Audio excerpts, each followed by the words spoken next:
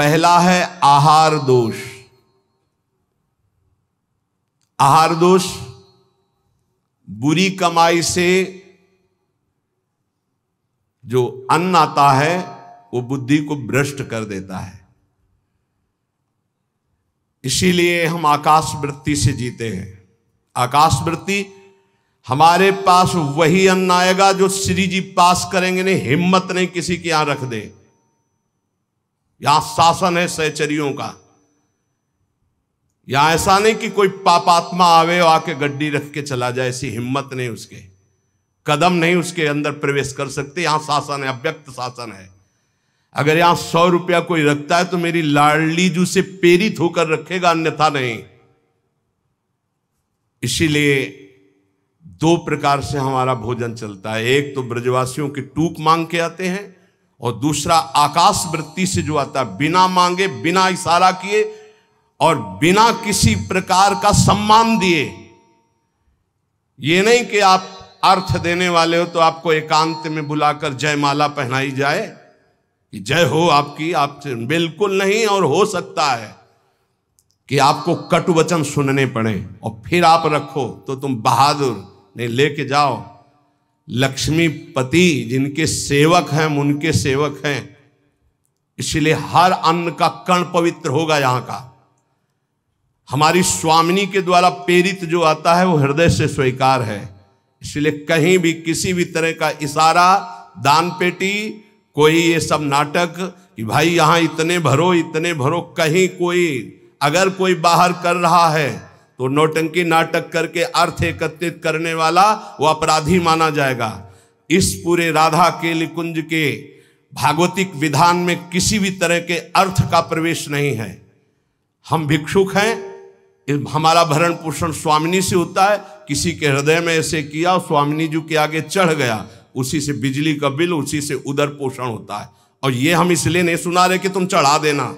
हम तो कसम खवाई सत्संग में कि जिनको ये लगता हो कि मेरे द्वारा चलता है, तुम्हें इष्ट की कसम है, यहाँ चवन्नी मत चढ़ाना।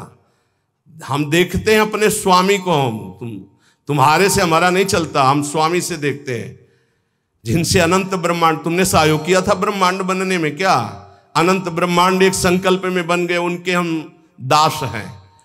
तो जो अधर्म की कमाई से, अधर्म की कमाई कैसे होती है? जहां हमारा धर्म कहता है कि ये नहीं लेना चाहिए, हम उसे लेते हैं। जहां हमारा धर्म कहता है ये नहीं करना चाहिए, उसे हम करते हैं और फिर वो अर्थ लेते हैं। कई तरह के अधर्म की कमाई होती है। इसको हमने देखा भ्रमण के समय में। जैसे कहा जाता है कि आपका ब्लैक व्हाइट हो जाएगा, ऐसा हमने नहीं कहीं पढ़ा, शास्त्रों में नहीं पढ़ा, संतों से नहीं सुना। धर्म से 10 रुपया कमाओ, 4 रोटी बनाओ, 1 रोटी में 4 टुकड़े कर लो, 3 में तुम पाओ। एक गाय को दे दो, कौआ को दे दो, एक भिक्षुक संत को दे दो, एक ऐसे डाल दो, कोई जीव जंतु खा ले, इसे कहते हैं। वो तुम्हारा धन और पवित्र हो गया। पापाचरण करके आओ, 1 लाख में 10,000 दो, नरक जाओगे, क्योंकि वो 10,000 जो खाएगा उसकी बुद्धि भ्रष्ट हो जाएगी। आहार दोष। जब द्रौपदी जी और महाराज युधिष्ठिर और भगवान श्री कृष्ण भीष्म पितामह को घेरे हुए प्रश्न उत्तर हो रहे हैं, तो बहुत शास्त्र का ज्ञान दे रहे हैं। बहुत हजारों प्रश्नों के उत्तर भीष्म पितामह जी ने दिए। तो जब धर्म का उपदेश कर रहे थे तो कहा, रुको पितामह, ये वही बुद्धि है उसी महापुरुष की जो सभा में बैठा था, मुझे वस्त्रहीन किया जा रहा था, मैं चीख चीख के पूछ रही थी क्या ये धर्म है? उस समय ज्ञान तुम्हारा कहां चला गया था जो आज ज्ञान उपदेश कर रहे हो? तुम मुस्कुराए और कहा, बेटी तुम्हारा प्रश्न धर्मयुक्त है। वो सब बह गया। 6 महीने बाणों की सैया पर वो खून बह गया है। इस समय मैं शुद्ध हूं, जो प्रश्न करोगे ठीक धर्मयुक्त उत्तर होगा। उस समय पापी दुर्योधन का अन्न खाने से मेरी बुद्धि मलिन हो गई थी। उदाहरण दिया कि एक परमहंस जी जंगल में कंदमूल फल खाकर रहते थे। एक दिन राजा की दृष्टि पड़ी, श्रद्धालु था, साष्टांग दंडवत की, महाराज महल पधारिए और अपने चरणामृत से, चरण रज से महल को पावन करें और प्रसाद पाए। मना कर दिया, हम तो कंदमूल फल खा गए, चला। दूसरी बार फिर आया, तीसरी बार फिर आया। मन में आया चलते, ठीक है। राजा बहुत प्रसन्न हुआ, आदर के साथ ले गया। महारानी ने स्वयं बनाया, महाराज संत भगवान ने पाया, गए। अब जब जंगल में आए तो मन नहीं लगा भजन में। कहां सूखे कंदमूल फल और कहां रसीला वो भोजन राज परिवार का और रानी के हाथ का बना। अब तो अच्छा दृश्य देखने की इच्छा नहीं होती हो, गुलरी पाकर यही फल जंगली। बस अब ये इंतजार था कि राजा आ जाए और निमंत्रण दे दे। अन्न का प्रभाव। राजा आया, संकल्प ऋषि का, महाराज वो पहले बार में हाँ हाँ वो तो आप बड़े भगत हो, एक बार जाके हमने देख लिया, बड़ी श्रद्धा है। दोबारा गए तो प्रसाद बना रही थी रानी, तो दृष्टि गई हार पे। हार श्रृंगार उसमें रखा हुआ था, पेटी से खुल अपनी झोली में डाल लिया, बैठ गए, प्रसाद पाया, चले आए, झोली टांग दी। सायंकाल रानी जब श्रृंगार के लिए बैठी तो देखा पेटी खाली, हार नहीं। तो उनका महाराज यहाँ किसी चोर का प्रवेश है नहीं, आपके वही सन्यासी जी जो आए थे वही ले गए। ऐसा नहीं, वो तो बहुत त्यागी वैरागी, वो हार क्या करेंगे। बोले हमारी दास दासियां, निजी दास दासियां, ये कहीं बाहर नहीं जाती हैं, तो ये क्यों चोरी करेंगे, इनका और कोई है नहीं, ये तो हमारी सेवा में रहती है। राजा को भी पक्का प्रमाण लगा कि संत, पर उन्होंने कहा नहीं, हमारे संतों की अवहेलना होगी, आप इस शब्द मत उच्चारण करो, मैं दूसरा बनवा देता हूं। 2-4-5 दिन वो उपवास किए संत भगवान, तब उन्होंने जंगल से फल लाने की सोचा, झोली में हाथ डाला तो देखा वो हार। तो उनका ये हार कैसे आ गया, वो मैंने चोरी की, ये कितना निंदनीय मेरी बुद्धि हो गई, कैसे मैं निकृष्ट हो गया, हार लिया और ऐसे मैं चोर हूं, मैं चोर हूं, वहीं से कहते हुए राज दरबार में मैं चोर हूं। महाराज उतरे, दंडोत किया, कहा महाराज आप चोर नहीं हो। नहीं मैं चोर हूं, मैंने हार चोर। बोले महाराज मैंने परीक्षा के लिए आपकी झोली में डाला था और उनको ऐसे ले गए, कि सभा को कहीं ये न लगे कि संत ऐसे होते हैं। एकांत में ले गए और बोले महाराज आप ही चोरी करने वाले, आप ही ईमानदारी से वापस लाने वाले, मेरी समझ में नहीं आया। तो बोले शास्त्रों में जो लिखा है, आप कल सुने थे चर्चा में, प्रताप रुद्र जी के दर्शन के लिए भी महाप्रभु ने निषेध कर दिया था, राजअन्न निषेध माना गया है अगर वो वैष्णव भक्त ना हो तो। बोले ये राजअन्न का प्रभाव है कि मेरी बुद्धि लुभायमान हो गई और स्वर्ण की चोरी कर ली, कई दिन से भोजन नहीं पाया, वो सूख गया, रक्त जल गया, तो इसलिए अब मेरी बुद्धि शुद्ध हुई। ये तुम्हारे अन्न का दोष है जो हमने 2 बार पाया, उससे मेरी बुद्धि पतित हो गई।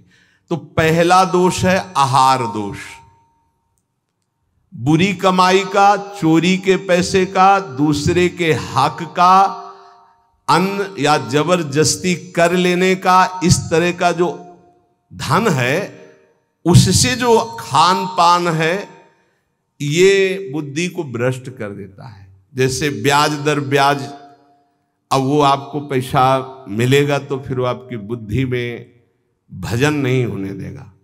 संकल्पित अन्न मिलेगा, कभी किसी का ऐसा दिया हुआ साधक को या गृहस्थ बट रहा है हलवा, भूखे मर रहे हो, ऐसे हाथ फैला दिया, तुम गृहस्थ हो, वृंदावन आए हो, एक दिन उपवास कर लो, थोड़ा सा कुछ लेकर पेट में डाल लो जो तुम्हारा धर्म की कमाई का, दूसरे का हलवा मत खाओ। मान लो हमारी बात, सारी बुद्धि नष्ट हो जाती है, सुकृत नष्ट हो जाते हैं।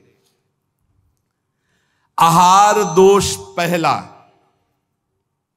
कई बार बताया, इस पर ध्यान दीजिए। सतोगुणी पवित्र अन्न भी यदि मात्रा से अधिक हो गया तो रजोगुण, उस मात्रा से अधिक हो गया तो तमोगुण पैदा कर देगा। अल्प मात्रा में पाइए। दूसरा, शरीर को स्वस्थ रखिए।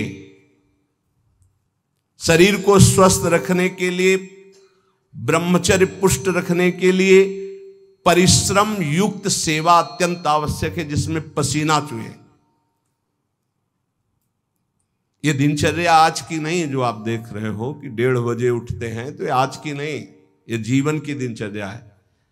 सूर्य उदय होते होते परिक्रमा वृंदावन की हो जाती थी। अपनी रात्रि में उठे, 45 मिनट व्यायाम, 48 मिनट प्राणायाम, छड़ी उठाई, पूरे वृंदावन की परिक्रमा एक सांस में। इसके बाद आके श्री जी की मंगला, गुरु जी की सेवा में 9 बजे तक, फिर आके श्रृंगार, फिर गुरु जी की 2:30 बजे रोटी मांग करके एक बार 24 घंटे में, वो भी न सब्जी न दाल। ऐसे थोड़ी भगवत मार्ग की निरंतर भगवदाकार वृत्ति प्राप्त की जाती है। अस्वस्थता ये भी बाधक है, जब तक वृत्ति भगवदाकार ना हो जाए। अगर भगवदाकार वृत्ति है तो कोई फर्क नहीं पड़ेगा। भगवदाकार वृत्ति नहीं है और आपको केवल ऐसे नकली वो करके अल्ट्रासाउंड ऐसे और आपको बता दिया जाए कि आपकी किडनी थोड़ा दोष युक्त हो रही है, भजन करके दिखा देना, डिप्रेशन में पहुंचने लगोगे। पक्का समझना, शरीर स्वस्थ, चित्तवृत्ति प्रभु में लगा लोगे। शरीर अस्वस्थ है और चित्तवृत्ति भगवदाकार नहीं हुई तो इसी में कराओगे, पक्की बात समझ लो। और एक बार चित्तवृत्ति लग गई तो 2 किडनी की क्या बात, अगर 10-20 होती हो सब फेल हो जाती तो भी कोई फर्क नहीं पड़ता।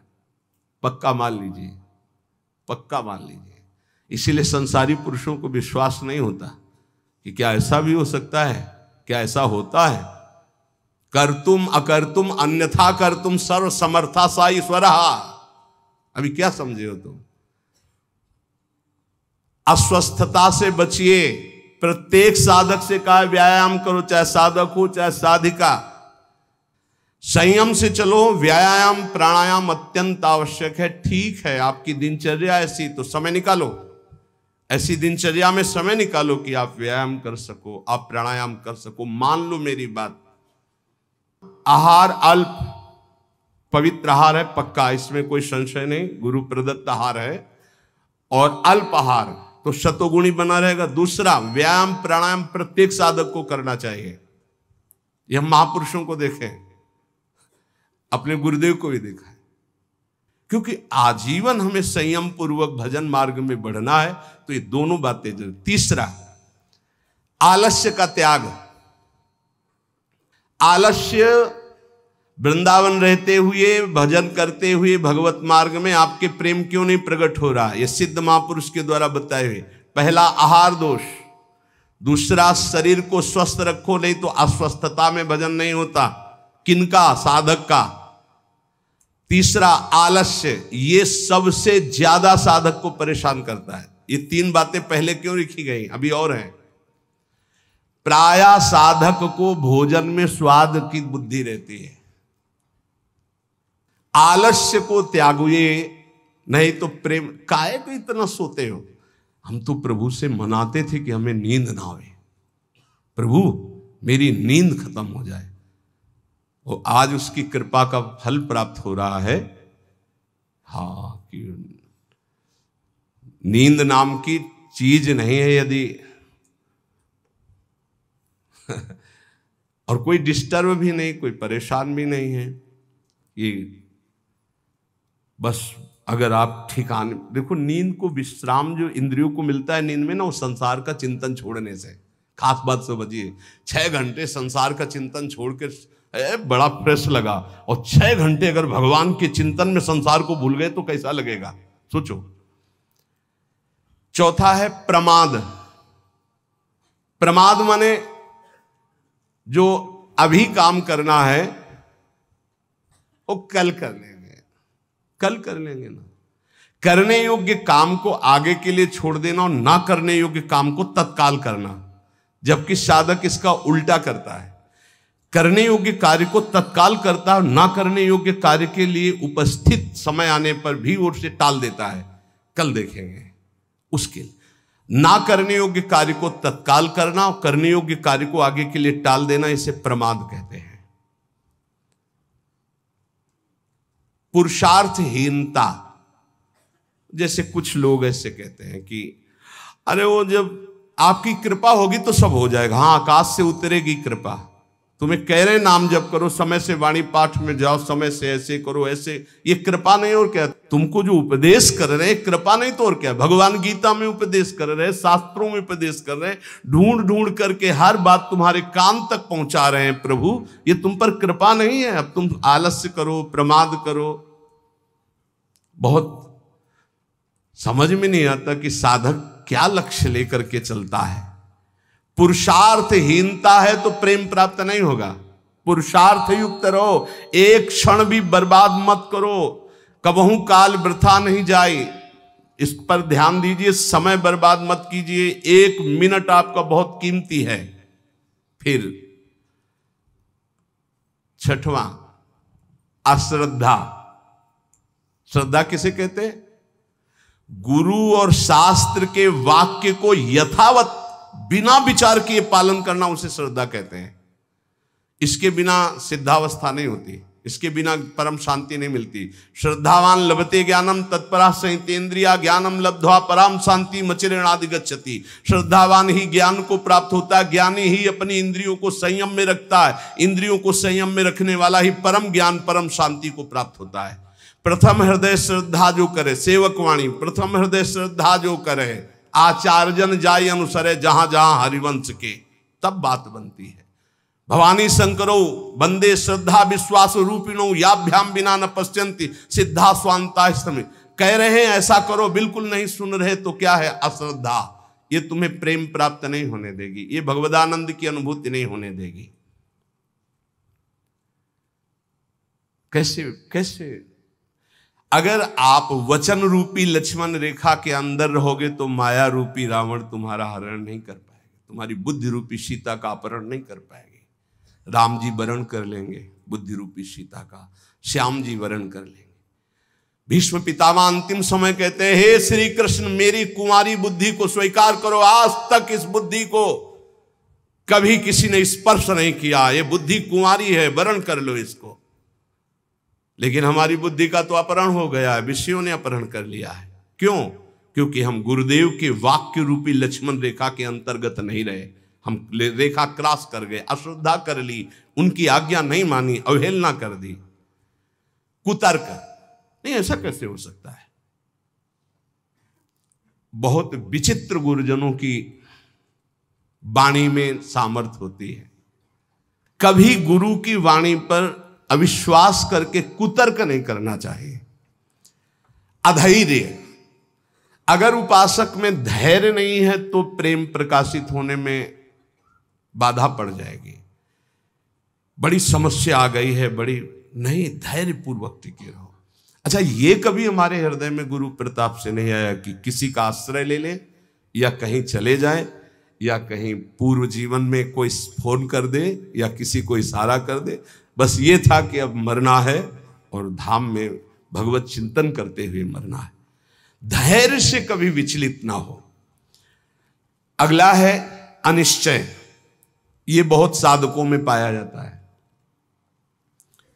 एक दिन गुरुदेव भगवान ने कहा, जब साधक घर से निकलता है तो उसका वैराग्य अग्नि के समान होता है, उसे ज्वाला की तरह रोज बढ़ना चाहिए। उसका वैराग्य शीतल क्यों हो जाता है, ठंडा क्यों हो जाता है? उसका वैराग्य तो प्रतिदिन और तेजस्वी होना चाहिए। उसका कारण है अनिश्चय। सुख सुविधाएं भोग मिले और जीवन बढ़िया कट रहा है। जीवन काटने के लिए नहीं, जीवन मिटाने के लिए हम आए हैं, अस्तित्व मिटाने के लिए आए हैं। हमारा निश्चय है कि प्रिया प्रीतम की प्राप्ति के लिए हर भोग को छोड़ना है और प्रभु को प्राप्त करना है। वैरागी वही है जो समस्त भोगों के बीच में रहता हुआ भी भोग स्वीकार नहीं करता, केवल अपनी दिनचर्या और भगवत प्राप्ति के हेतु जीने के लिए केवल उसको धारण करता है। ऐसे बहुत से संत अपने।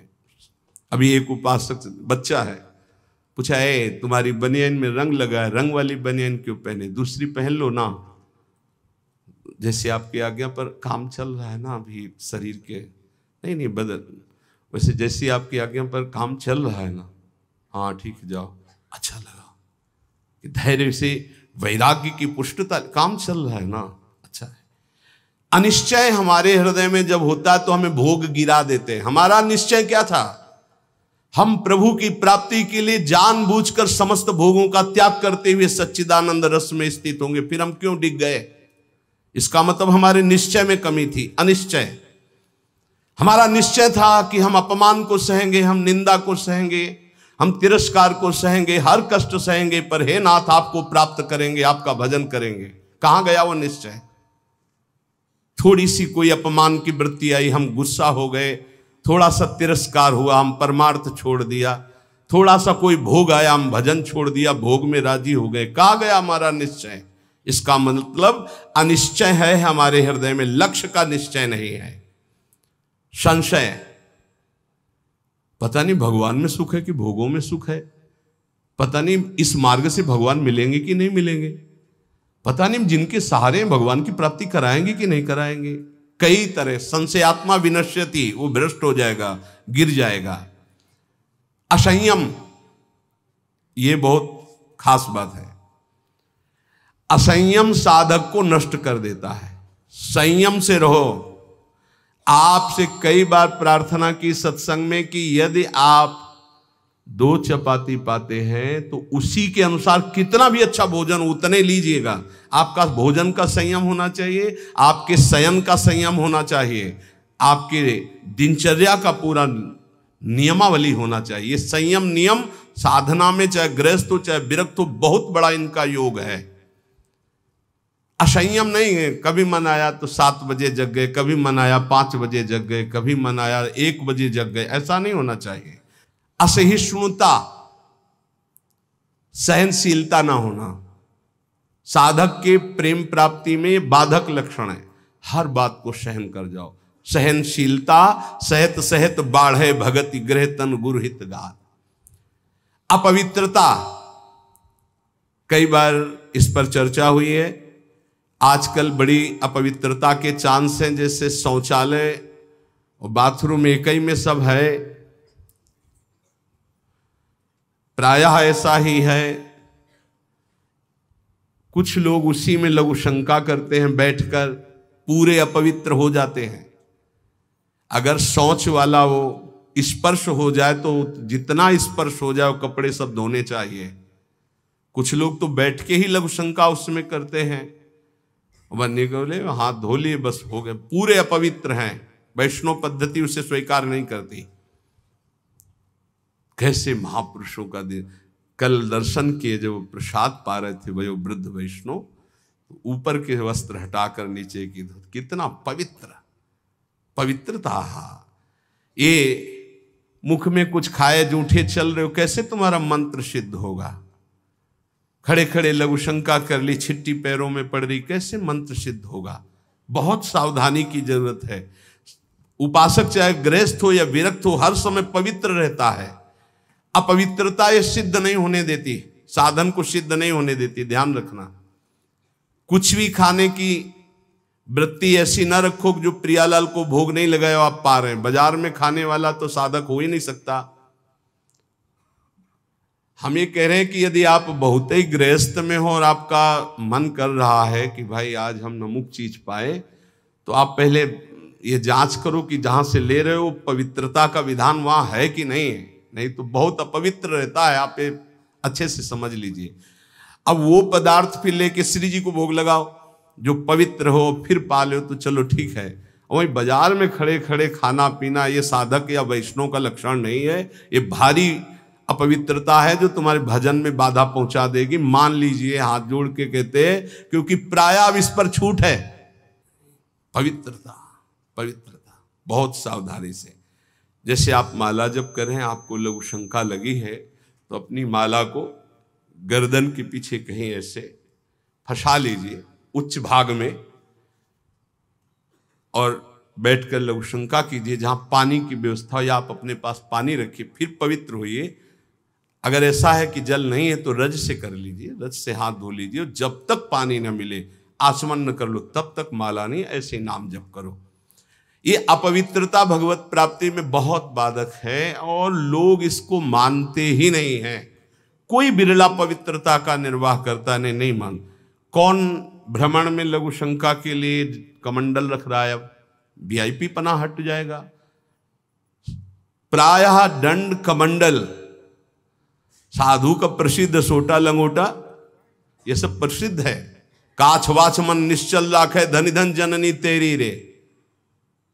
बहुत अब प्रायः दर्शन करने वालों में ऐसे दर्शन होते हैं, हाथ में बिस्लरी की बोतल ऐसे, जैसे कोई जल चढ़ाने की गंगा जली नहीं, प्रायः बिस्लरी की बोतल ऐसे हाथ में होगी। जमाना बदलता चला जा रहा है, और या स्मार्ट मोबाइल हाथ में होगा।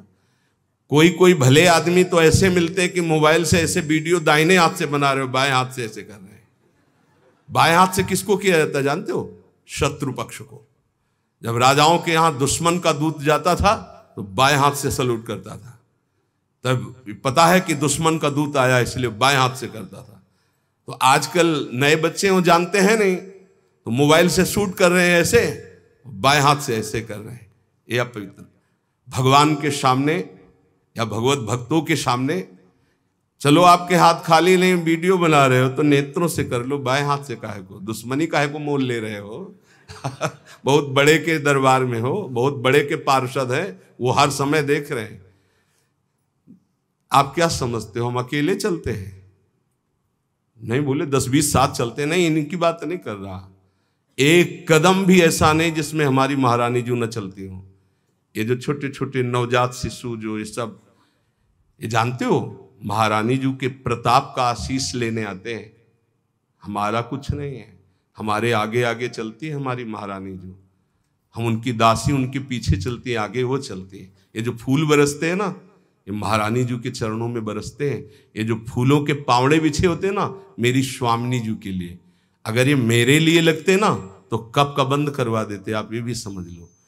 मेरी महारानी जी के दर्शन के लिए कोई नाचता है, कोई रोता है, पूरी भीड़ में सैकड़ों रोते हैं, तो हम उनकी आंखों की तरफ देखते हैं कि मेरी प्रिया जी का कृपा प्रसाद इनकी, भले किसी भाव से। मेरी महारानी जी तो बड़ी रिझवार है ना, हाँ बड़ी रिझवार। कितने के अंतिम बन गए, अंतिम बन गए, समय अंतिम बन गए, क्योंकि उनको तो समझ में नहीं आ रहा है ना, वो तो केवल देख रहे हैं बाबा। लेकिन बाबा के आगे जो चल रहे हैं उनका प्रताप चल रहा है। आप समझते हो ना, किसी के आगे इतना नहीं होता जो आप देख रहे हो, ये महारानी जी के आगे होता है, किसी और के आगे नहीं होता। यहां कोई संत प्रताप उदित नहीं है, ये महारानी जी का प्रताप उदित, राधा प्रताप। जो प्रसिद्धि और पुजवाने की इच्छा रखता है उसे प्रेम प्राप्त नहीं होता। प्रेम प्राप्ति में बाधक अपनी प्रसिद्धि और पुजवाने की इच्छा नहीं। अपने इष्ट में चित्त को लगा दो तो सेवक जी महाराज कह रहे हैं, बिस्तर है सब जग विमल कीरति, साधु संगति ना टरे, बास वृंदा विपिन पावे, श्री राधिका जो कृपा करे। अपने आप जगत में विमल कीर्ति का विस्तार हो जाता है जो प्रियालाल में चित्त जोड़ता है। अपनी पुजवाने की इच्छा, मान की चाह, ये प्रेम नहीं प्रकट होने देती। अगला, किसी से भी घृणा। जैसे कोई भी किसी भी तरह का है, किसी भी धर्म का है, कैसे भी आचरण करने वाला है, अगर वो हमारी महारानी के दरबार में आता है तो उसको हम भगवान की तरह आदर करेंगे। उसको एक, जैसे हम सबका आदर करते हैं ऐसे उसका आदर करेंगे। किसी से भी घृणा नहीं त्रिभुवन में, ये तो पक्का समझ लीजिए, किसी से भी घृणा नहीं। घृणा शब्द भक्त के हृदय में नहीं होता, किसी से भी घृणा नहीं। द्वेष, अजात शत्रु भक्त होता है। अगर द्वेष है तो प्रेम प्रकट नहीं हो। अद्वेष्टा सर्वभूतानाम, किसी भी संसार में एक भी से भी अगर द्वेष है, दुश्मनी है, तो भगवत प्राप्ति में बाधा हो जाएगी। अजात शत्रु, तुम्हें गाली दे, सर झुका लो, वो तुमसे द्वेष मान रहा है, तुम उससे द्वेष कभी मत मानो। जब दिखाई दे तो नेत्रों से प्रणाम कर लो। और निर्दयता, ये प्रेम में बाधक है। कभी किसी के प्रति कठोर व्यवहार वाणी के द्वारा, मन के द्वारा, तन के द्वारा ना करें। दुराग्रह, ऐसा होना ही चाहिए, ये कभी हट ना करे।